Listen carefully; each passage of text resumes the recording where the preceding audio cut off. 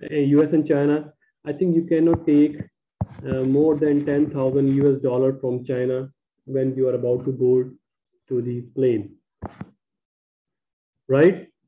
Or you cannot take $500 from the bank, from Chinese bank in one day on one passport, right?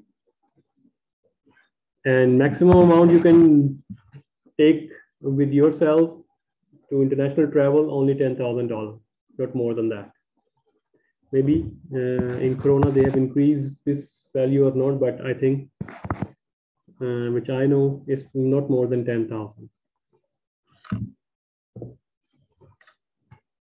Now movement in cross exchange rates. So for this one, let's take a break. Let's digest first the trade related factors and financial factors. Let's take a break and then we start from here.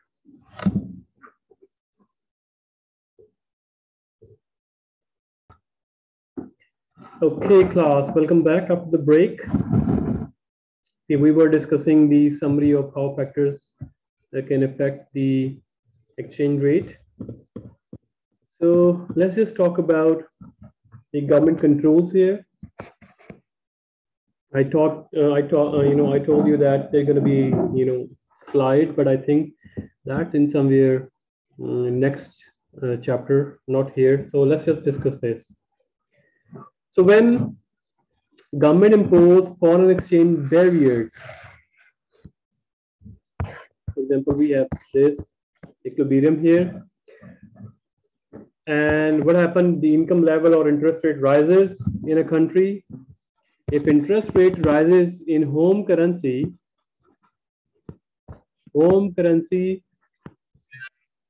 value appreciate.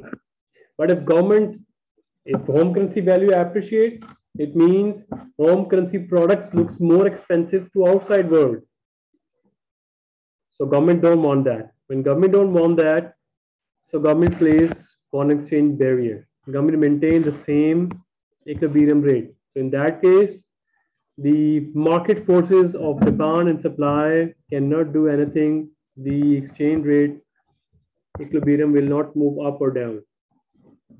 Similarly, imposing foreign trade barriers like China and US have done in the last 2 or 3 years, having a trade war.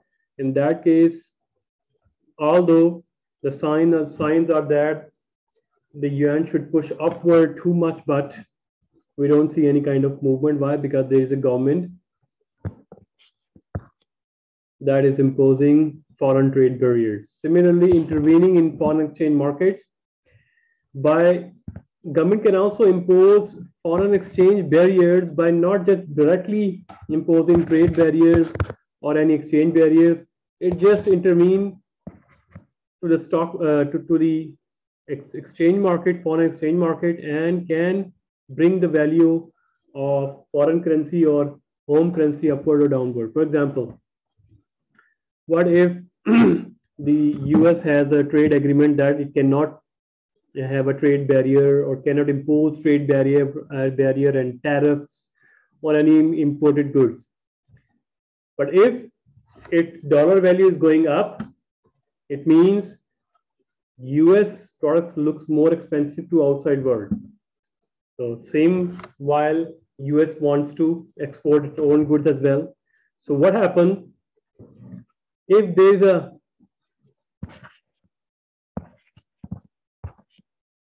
exchange between pound and dollar is appreciating? What will happen? The government will starting purchasing the pound in bulk. When government purchasing the pound in bulk, the exchange rate of pound started going up, causing exchange rate of dollar to decrease. Right? So this is like intervening in foreign exchange market. Affecting the macroeconomic variable, of course, if government cannot do this because government have no funds, because government has its own account in foreign currency with the IMF and all those stuff. So if government cannot do this kind of stuff, purchasing the foreign currency, then government can affect the macro macro variables by changing the inflation or interest rate, or increasing the actual or real growth in the economy. When real growth occurs, people have more money. The government can also increase the exchange rate, inflation rate. The government can also increase the inflation rate. So indirectly, they are hurting equilibrium and changing the equilibrium price, right? Now let's just talk about movement in cross exchange rates. So what is cross exchange rate? It is the exchange rate between the other country, other different currencies in which normally the exchange rate is not available. So here we go. If currency A and B move in same direction, there is no change in cross exchange rate. Simple. If there is A, B, and C, C is cross exchange rate. If A, B are both appreciating and you are creating a cross exchange rate, then there is no change. When currency A appreciate against dollar by a greater amount than the currency B, then currency A appreciate against B as well. All right. It means in cross exchange rate, this increase or decrease will be the same against, A or B. And when currency A appreciates against the dollar, while currency B is unchanged against the dollar, currency A appreciate again against currency B. Right? So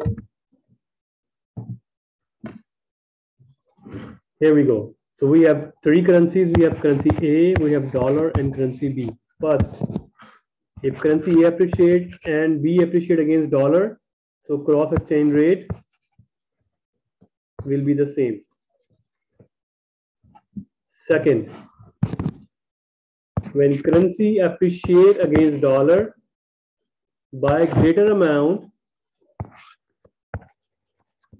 while currency B also appreciate against dollar but by smaller amount. So currency A will appreciate currency A will appreciate currency B, which means cross rates also be appreciated against B. All right. The third one, when currency A appreciate against dollar,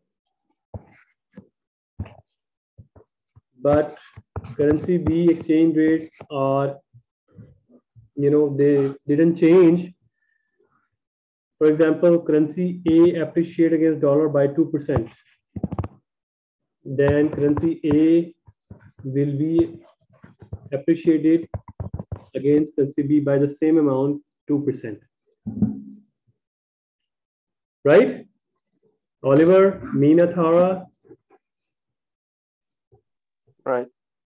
Tiffany, Edie, Sufyan, right? Lancelot, understand? Ruji, Ichi? Yeah. Good. So this is the trends in, see, pound, euro, and pound over euro. Pound over euro. So there are three currencies here. Number one, dollar, pound, and euro. And this is the cross rate of pound over euro. So when you see that currency, you see currency British pound is depreciating against dollar, and also the euro is depreciating against dollar. So what happened here? The cross exchange rate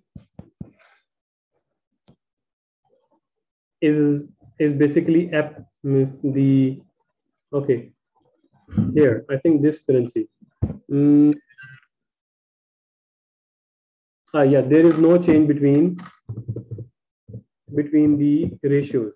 There is no change between the ratios. So you see, between the ratios, there is no change.